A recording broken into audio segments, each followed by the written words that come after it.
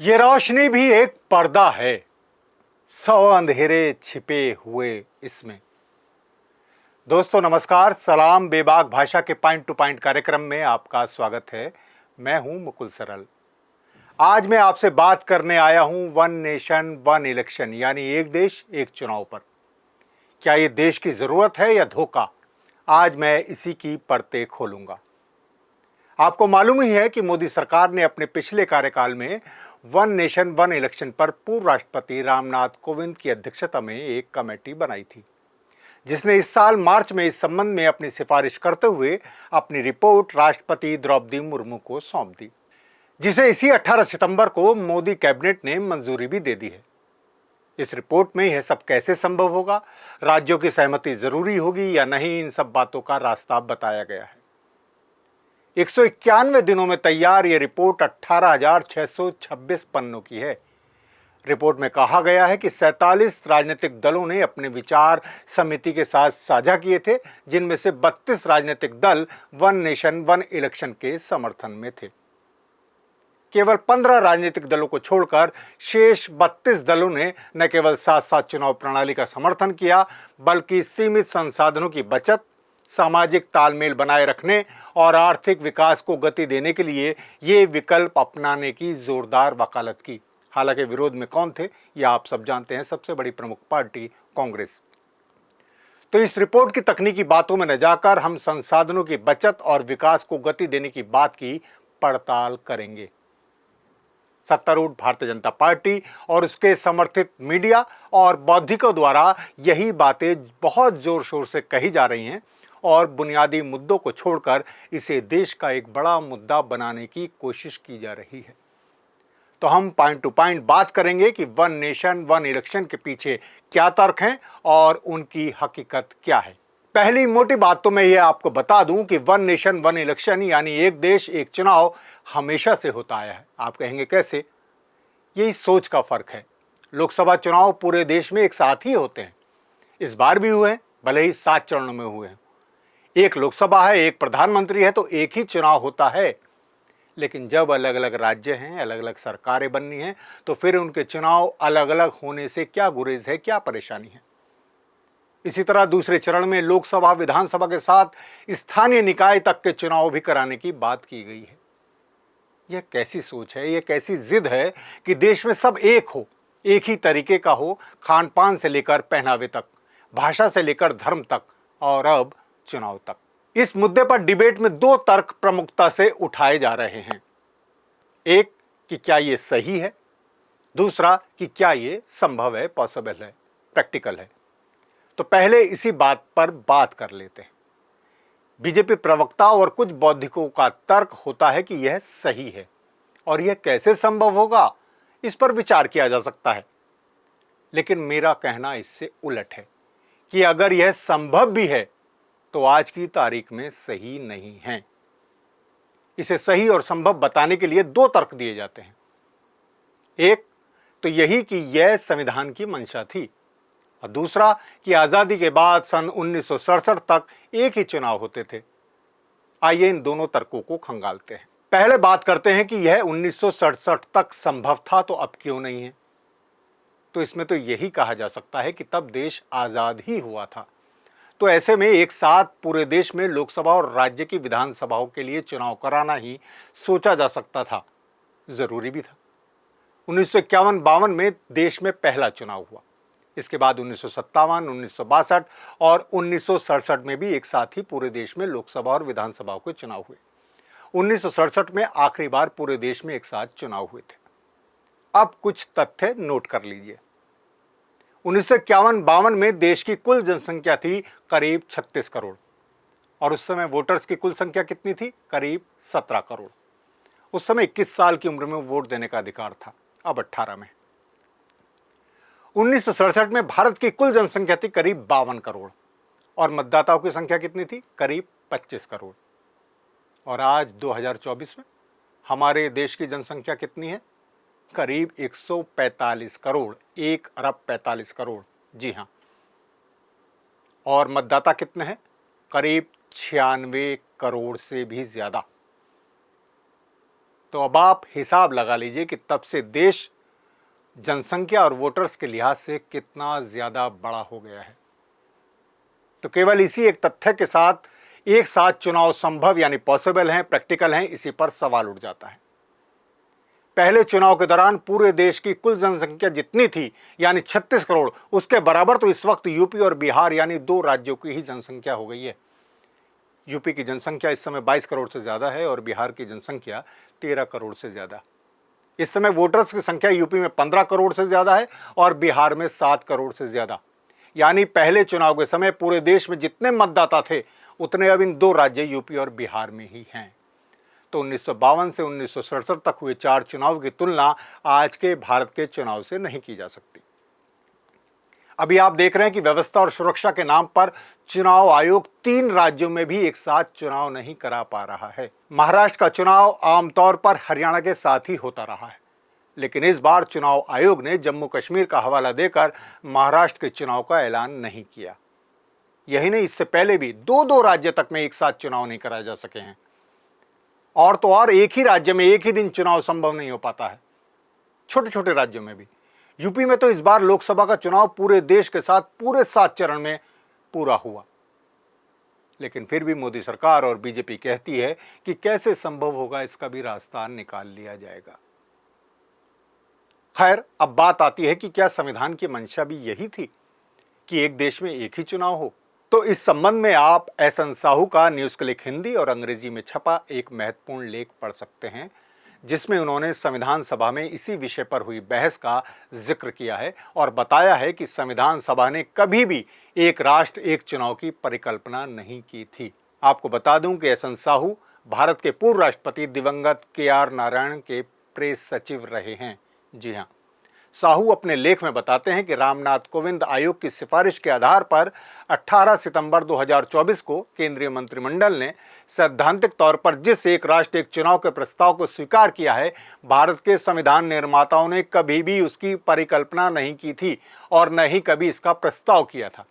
जब संविधान सभा ने 15 और 16 जून 1949 को भारत के निर्वाचन आयोग की स्थापना से संबंधित प्रारूप में संविधान के अनुच्छेद 289, 289 संविधान के अनुच्छेद 324 के समतुल्य है पर चर्चा की, तो ऐसा प्रस्ताव कभी सामने नहीं आया। इसलिए कोविंद आयोग की सिफारिश और प्रधानमंत्री नरेंद्र मोदी की अध्यक्षता वाली केंद्रीय मंत्रिमंडल द्वारा इसे सैद्धांतिक रूप से स्वीकार किया जाना संविधान सभा की विधायी मंशा का स्पष्ट उल्लंघन है। डॉक्टर BR अम्बेडकर उस स्थिति के प्रति बहुत सचेत थे जब किसी भी समय उपचुनाव हो सकता था। डॉक्टर अंबेडकर का कहना था कि आमतौर पर चुनाव 5 साल के अंत में होंगे, लेकिन वह जानते थे कि विधानसभा को 5 साल की अवधि समाप्त होने से पहले भंग किया जा सकता है। इसलिए मतदाता सूचियों को हर समय अपडेट रखना होगा ताकि नया चुनाव बिना किसी कठिनाई के हो सके। संविधान सभा के एक अन्य प्रतिष्ठित सदस्य शिवबन लाल सक्सेना ने अनुच्छेद 289 पर चर्चा में भाग लेते हुए सभी संभावनाओं पर बात करते हुए कहा कि हमारे संविधान में सभी चुनाव एक साथ नहीं होंगे, बल्कि वे विभिन्न विधानसभाओं में पारित अविश्वास प्रस्ताव और उसके परिणाम स्वरूप विधानसभाओं के विघटन के अनुसार अलग अलग समय पर होंगे। और वास्तव में उनकी भविष्यवाणी सही साबित हुई और 1967 के बाद राज्यों में समय से पहले विधानसभाएं भंग होने लगीं, सरकार बनाई और गिराई जाने लगी। तो अगर हम गौर करें तो संविधान निर्माताओं की मंशा भी एक देश एक चुनाव की नहीं थी। तो फिर मोदी सरकार क्यों एक साथ पूरे देश में एक चुनाव चाहती है? इसकी मंशा पर हम बाद में बात करेंगे। पहले 2 और तर्क आपके सामने रखते हैं जो मोदी सरकार और उसका गोदी मीडिया इसके समर्थन में हमारे सामने रख रहा है। एक, अलग अलग चुनाव होने से समय बहुत लगता है और खर्च बहुत ज़्यादा होता है। और दूसरा तर्क यह है कि इससे देश का विकास कार्य प्रभावित होता है, बाधित होता है। आइए इन दोनों तर्कों की भी पड़ताल कर लेते हैं। पहले समय की बात, वक्त, टाइम।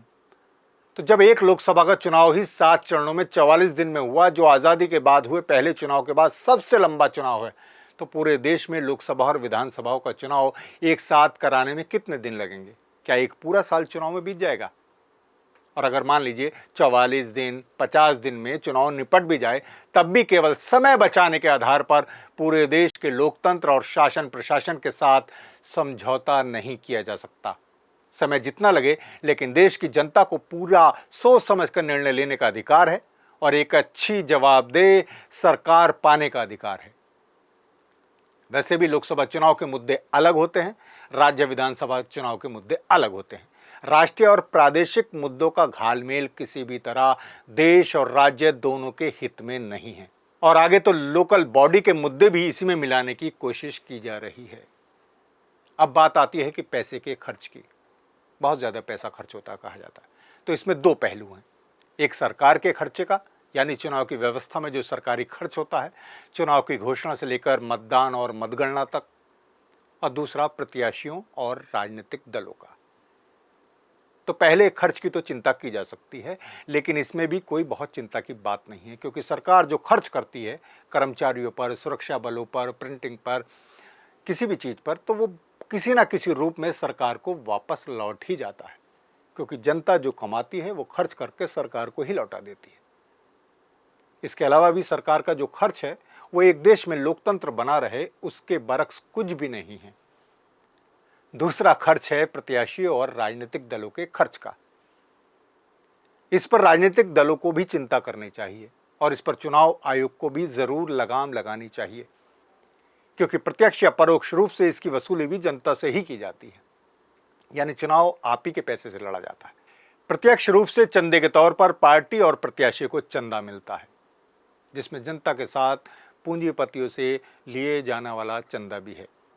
इस संदर्भ में हमें असंवैधानिक करार दिए गए इलेक्टोरल बॉन्ड को नहीं भूलना चाहिए। जब इस तरह चंदा लिया जाता है तो फिर चुनाव के बाद क्या होता है, खर्चा कर दिया जाता है, तो सरकारें महंगाई बढ़ाकर और पूंजीपतियों के हित में नीतियां बनाकर इसकी वसूली भी जनता से ही कर लेती है। यानी हर तरीके से चुनाव के खर्च का भुगतान जनता को ही करना होता है। तो जब जनता का चुनाव है तो फिर इसे एक तरह से लादने की क्या जरूरत है। एक प्रत्याशी के लिए चुनाव आयोग ने जो खर्च की सीमा तय कर रखी है उससे कहीं ज्यादा राशि प्रत्याशी चुनाव में लगा रहे हैं, तो क्या ये सही है? और वो अपना हिसाब भी सही तरीके से नहीं देते चुनाव आयोग को। आम आदमी भी जानता है कि एक प्रत्याशी के लिए जितने खर्च की सीमा है उससे कई गुना ज्यादा खर्च कर तो पार्टी का टिकट हासिल किया जाता है। पार्टी देखती है कि आप कितना पैसा दे सकते हैं पार्टी फंड में, और आपका बैंक बैलेंस क्या है, चुनाव लड़ सकते हैं। यही वजह है कि भारत में होने वाले लोकसभा चुनाव दुनिया के सबसे महंगे चुनाव होते जा रहे हैं। बीते आम चुनाव में जितना खर्च हुआ है वो कई देशों की जीडीपी के बराबर है। तो इसमें किसका दोष है? Centre for media studies CMS का अनुमान रहा है कि इस बार 2024 के आम चुनाव में लगभग 1.35 लाख करोड़ 1.35 लाख करोड़ रुपए खर्च हुए हैं। सीएमएस बीते 35 साल से चुनाव में खर्च का लेखा जोखा रख रहा है, और यह तो घोषित खर्च है। अघोषित खर्च कितना है इसका अंदाजा लगाना भी मुश्किल है। इतना महंगा चुनाव और फिर लेवल प्लेइंग फील्ड, यानी सबको बराबरी, एक समान अवसर की बात कहना बेमानी ही लगता है। लेवल प्लेइंग फील्ड के सिद्धांत के तहत ही चुनाव आयोग ने उम्मीदवारों के चुनावी खर्च की सीमा तय कर रखी है। आजाद भारत में जब 1951-52 में पहला आम चुनाव हुआ था तब उम्मीदवारों के खर्च की सीमा 25,000 रुपए थी। 1967 तक 25,000 ही रही, लेकिन अभी 2024 में हुए लोकसभा चुनाव में हर उम्मीदवार के लिए खर्च की सीमा 95 लाख रुपए थी। जी हाँ, 1 करोड़ से कुछ कम, यानी पहले संसदीय चुनाव के मुकाबले 389 गुना ज्यादा, 389 गुना ज्यादा। 2004 तक खर्च की यह सीमा 25 लाख थी, लेकिन 2014 से इसमें एकदम 2 गुने से भी ज्यादा वृद्धि हुई। इसी तरह नियमानुसार अब विधानसभा चुनाव में प्रत्याशी 40 लाख रुपए तक खर्च कर सकता है। कुछ छोटे राज्यों के लिए अलग व्यवस्था है। ये सीमा लोकसभा चुनाव में वहां 75 लाख और विधानसभा चुनाव में 28 लाख रुपए। लेकिन हर कोई जानता है कि इतने में कोई चुनाव नहीं लड़ता, और प्रत्याशी अनाप शनाप पैसा खर्च करता है। जबकि इसमें चुनाव आयोग ने एक और छूट दे रखी है, पार्टी की तरफ से प्रचार की। इस प्रचार पर कोई कैप नहीं है, यानी राजनीतिक दलों पर कोई कैप नहीं है, प्रत्याशी पर है। कोई लिमिट, कोई सीमा नहीं है। वह विज्ञापन, रैलियां, रोड शो पर कितना भी पैसा खर्च कर सकती है वो पार्टी। इसका खर्चा प्रत्याशी के खर्च में नहीं जोड़ा जाता है, तब यह हाल है। एसोसिएशन फॉर डेमोक्रेटिक रिफॉर्म यानी एडीआर की रिपोर्ट बताती है कि 2019 के चुनाव में सभी राजनीतिक पार्टियों ने लगभग 2,600 करोड़ रुपए खर्च किए थे। इनमें 7 राष्ट्रीय पार्टियों ने 2000 करोड़ से ज्यादा खर्च किया था। लोकसभा चुनाव खत्म होने के 90 दिन के भीतर राजनीतिक पार्टियों को अपने चुनावी खर्च का ब्यौरा देना होता है चुनाव आयोग को। जनप्रतिनिधि कानून की धारा 77(1) के तहत हर उम्मीदवार को अपने चुनावी खर्च का सही हिसाब किताब रखना होगा और चुनाव आयोग को देना होगा। अगर कोई गलत ब्यौरा देता है तो उस पर 3 साल तक चुनाव लड़ने का बैन भी लगाया जा सकता है। लेकिन कितने लोगों पर लगा? लॉ कमीशन की रिपोर्ट के मुताबिक ऐसा कानून होने के बावजूद उम्मीदवार तय सीमा से कम खर्च बताते हैं। जी हाँ, फर्जीवाड़ा। एक रिपोर्ट के अनुसार 2019 में बीजेपी को 4057 करोड़ रुपए चंदा मिला था, जिसमें से उसने चुनाव में 1372 करोड़ रुपए खर्च किए, ये घोषित है। कांग्रेस ने 1167 करोड़ रुपए का फंड इकट्ठा किया और उसने 821 करोड़ रुपए से ज्यादा का खर्च किया। 2018 में चुनाव आयोग ने इसे लेकर सभी राजनीतिक पार्टियों की एक बैठक बुलाई थी। इसमें बीजेपी को छोड़कर सभी राजनीतिक पार्टियां चुनावी खर्च तय करने पर जोर दे रही थी, लेकिन बीजेपी इसके विरोध में थी। हालांकि चुनाव सुधार पर लॉ कमीशन की 255वीं रिपोर्ट में राजनीतिक पार्टियों के चुनावी खर्च पर सीमा लगाने का विरोध किया गया था। यह बात समझ से परे है। एक तरफ आप कहते हैं खर्च बहुत होता है, एक तरफ आप कोई कैप लगाने के लिए तैयार नहीं होते।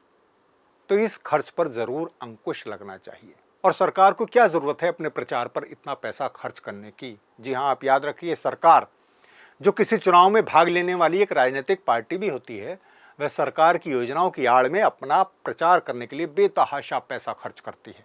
कोई कह सकता है कि सरकार को अपनी उपलब्धियां, अपने काम गिनाने बताने के लिए प्रचार तो करना ही होगा और उसमें खर्च तो होगा ही। तो सरकार तो पूरे 5 साल अपना प्रचार करती है। उसके पास अपनी योजनाओं को जन जन तक पहुंचाने के लिए पूरा एक तंत्र है। हर विभाग अपनी योजनाओं का प्रचार प्रसार करता है। सूचना विभाग है, सरकारी विज्ञापन दिए जाते हैं। तो फिर इससे अलग प्रचार क्यों? अगर आपके घर में बिजली आती है तो सरकार को क्या जरूरत है ये बताने की वह घर घर बिजली पहुंचा रही है? यह तो आपको खुद पता होगा। अगर आपके नल में पानी आता है तो किसी को बताने की जरूरत है कि सरकार ने आपके घर तक पानी पहुंचाया है? आप जिस सड़क पर चल रहे हैं वह अगर अच्छी है, ठीक है, तो उसके प्रचार की क्या जरूरत है? अगर आपको अच्छी और सस्ती शिक्षा मिल रही है, इलाज मिल रहा है, महंगाई कम है, रोजगार मिल रहा है, तो फिर इसके लिए धुआंधार प्रचार की क्या जरूरत है? यह सब आप अपनी आंखों से देखते हैं, अपने अनुभव से जानते हैं। इसके लिए इतना महंगा प्रचार करने की तभी जरूरत होती है जब आपने जमीन पर वह कार्य किए नहीं होते, वरना प्रत्यक्ष को प्रमाण की जरूरत नहीं होती। इसी तरह विपक्ष भी अगर पूरे 5 साल जमीन पर काम करे तो उसे भी ऐन चुनाव के समय सरकार की पोल खोलने के लिए इतनी मेहनत और प्रचार में खर्च ना करना पड़े। चुनाव में पैसे के इस खेल से अगर किसी को दिक्कत है तो छोटी पार्टी के सामने दिक्कत है। खर्च को लेकर बड़ी और अमीर पार्टियों को तो कोई चिंता नहीं है, लेकिन छोटी पार्टी के लिए कैसे एक समान अवसर मिलेगा, यह मुद्दा महत्वपूर्ण है। क्योंकि एक साथ संसद और विधानसभा का चुनाव होने से सबसे ज्यादा मुश्किल छोटी और क्षेत्रीय पार्टियों की होगी। वह कैसे चुनाव लड़ सकेंगी? यह एक तरह से उनके वजूद पर ही हमला है। तो क्यों नहीं एक चुनाव की जगह एक खर्च की सीमा तय की जाती प्रत्याशी के साथ राजनीतिक पार्टियों के लिए भी? और क्यों नहीं पूरे चुनाव के लिए एक राष्ट्रीय कोष बनाया जाता जिसमें पार्टियों से भी योगदान लेकर पूरे चुनाव का सरकारी खर्च निकाला जाए और पार्टी प्रत्याशी को भी प्रचार के लिए तय रकम दी जाए और उस पर सख्त निगरानी रखी जाए। तो ये तो थे कुछ पहलू। अब आते हैं विकास कार्य प्रभावित होने के सवाल पर। यह भी बहुत प्रचार किया जा रहा है कि विकास बाधित होता है बार बार चुनाव होते हैं। तो यह दलील भी झूठी है। कोई चुनाव, कोई आचार संहिता पहले से जारी किसी भी योजना को नहीं रोकती। हाँ, ऐन चुनाव के समय नई घोषणाएं लागू करने पर जरूर रोक लगाती है। नए शिलान्यास और फीता काटने पर जरूर रोक लगाती है। यही नहीं, जिस राज्य में चुनाव हो रहे हों तो उसी राज्य में चुनाव के समय नई योजनाओं पर रोक है, बाकी राज्यों में कोई रोक नहीं है। जैसे इस समय हरियाणा और जम्मू कश्मीर में चुनाव हो रहे हैं तो वहां तो नई स्कीम लागू करने पर रोक है, लेकिन यूपी बिहार में तो नहीं है, तमिलनाडु में नहीं है। इस नियम में सब जानते बूझते खेल किया जाता है। जैसे आपने देखा होगा कि ऐन चुनाव से पहले अचानक किसान सम्मान निधि जारी कर दी जाती है। पिछले साल 2023 में 5 राज्यों के विधानसभा चुनाव से पहले यह जारी कर दी गई थी। मध्य प्रदेश और छत्तीसगढ़ के चुनाव से 2 दिन पहले यह राशि किसानों के खाते में पहुंच गई। यह सीधा सीधा चुनाव को प्रभावित करने का मसला होता है, लेकिन फिर भी केंद्र सरकार पहले से जारी केंद्रीय योजना की आड़ में इसे जारी करती है उन राज्यों में भी जहां चुनाव हो रहे हैं। तो बताइए क्या बाधित हुआ? और फिर आप चुनावी घोषणा पत्र में आगामी योजनाओं को लेकर वादे कर सकते हैं, करते हैं। इस पर तो कोई रोक नहीं है कि हम ये करेंगे वो करेंगे। तो चुनाव से कोई विकास कार्य प्रभावित नहीं होता और मेरी राय में तो और ज़्यादा विकास की संभावना होती है। चुनाव के डर से सरकारें तेजी से काम करती हैं। केंद्र भी उन राज्यों को ज़्यादा लाभ देना चाहता है जहां चुनाव होने वाले हैं, ताकि उसकी पार्टी को ज़्यादा फायदा मिले। आपको याद होगा कि कैसे मोदी जी ने 2015 में बिहार चुनाव से पहले बोली लगाकर 1.25 लाख करोड़ के पैकेज का ऐलान किया था। अभी महाराष्ट्र में अपनी हालत खराब देख बीजेपी गठबंधन की सरकार ने लाडकी बहन योजना लागू की है। इसके तहत राज्य की 21 से 65 साल की महिलाओं को आर्थिक मदद दी जा रही है। यही नहीं, चुनाव के डर से कई जन विरोधी काम रुक भी जाते हैं।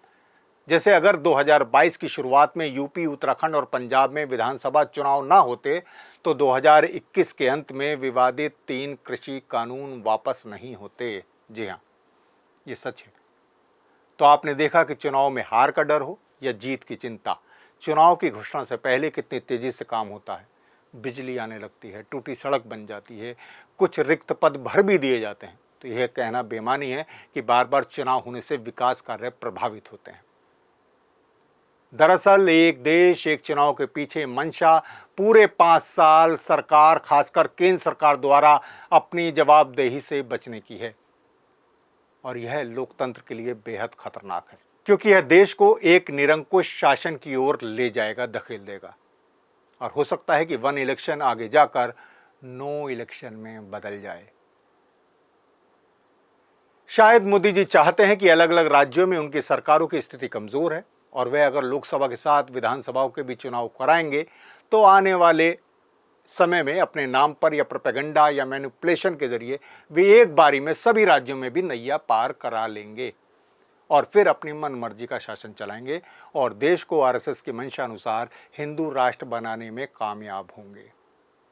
लेकिन वह यह भूल रहे हैं कि 2024 के चुनाव ने यह सबक दिया है कि मोदी जी की लोकप्रियता अब ढलान पर है और तमाम झूठ, सच और 400 पार का नारा देने के बावजूद उनकी पार्टी 240 पर रुक गई है और वे खुद बनारस से मुश्किल से अपनी सीट निकाल पाए हैं। इसलिए दांव उनके लिए उल्टा भी पड़ सकता है।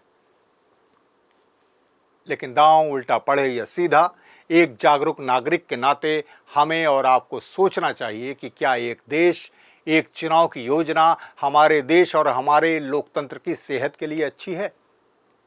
क्या यह शासन, प्रशासन और विकास का बेहतर विकल्प है या विकल्प की ही समाप्ति है?